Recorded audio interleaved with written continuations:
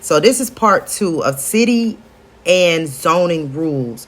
So this is how I got to my ADU. I went to Google, and this one is for Atlanta. I mean, you could, whatever city you in, you could just Google city and zoning rules, and you want to go to the zoning and planning part of the particular website.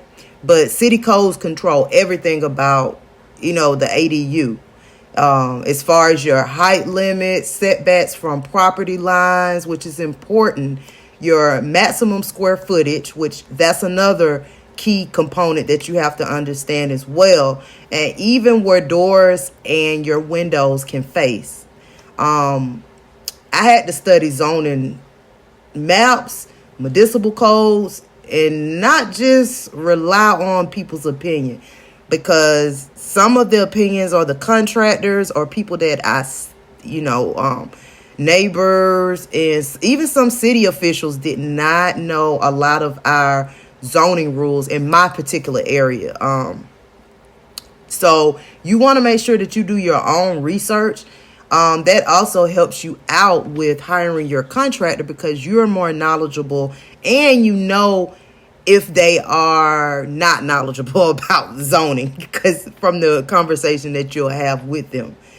Zoning rules dictate whether my ADU could even be detached, how close it could be to my primary home, and my utility connections. So you got to understand, just understanding these rules early can prevent failure, your failed inspections and expensive revisions that you may have to do. So just keep in mind that you want to be in close contact with zoning and permit and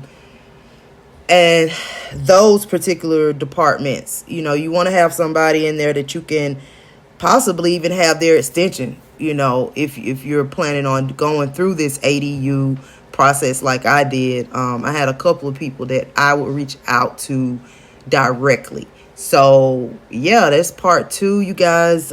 This is just City of Atlanta, but like I said, you just go into Google and type in city codes and zoning rules for whatever city you're in, and it should come up something like this. It has building codes, short-term rentals, and see right there you can print out, you'll be able to print out the PDF with the different codes of your city, state, minimum codes for construction. Is very important. It's very key.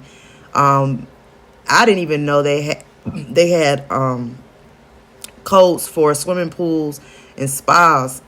It's crazy. So you really should look on this site, study this site for yourself. If you have any questions, then call the department. But usually it's better to go in face to face with all of your questions. That way all of your needs and your questions can be addressed. And nobody's rushing you off the phone, things like that. They may have you take a number and sit down and wait, but it'll be well worth the wait to speak with somebody in the department face to face. So yeah, that's part 2 of city codes and zoning rules. Stay tuned. I'm gonna walk you guys through my process of my ADU bill.